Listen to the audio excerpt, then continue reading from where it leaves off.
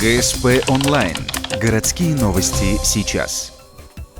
Пятница, 11 утра, администрация города. Совещание у вице-мэра Федора Любанина. Представители ресурсоснабжающих организаций и ЖКХ обсуждают способы взаимодействия с силовиками. Цель – сообща работать с неплательщиками за коммуналку. Пока все сводится к поиску точек соприкосновения.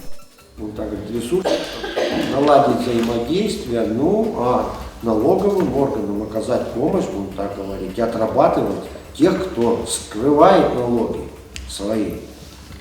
И тогда, глядишь, и, может быть, эта работа нормализуется, и люди, как сказать, почувствовав ответственность, начнут платить.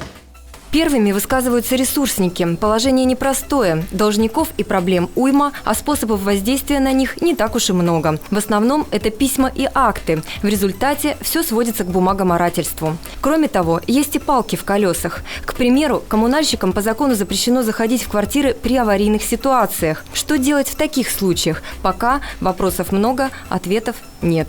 Мы собственника найти не можем. Вот я столкнулся с проблемой сейчас, нефтяников 12, проблема ЖКХ знает. Там первый этаж, есть собственник. Комитет по имуществу мне рассказал. Паспортный стол мне дал. Есть там некий товарищ, допустим, Петров, да? Как мне его найти? Вот как мне человека найти? Вот управляющая компания, как мне найти, кто там вообще действительно, и где он вообще бывает, этот человек?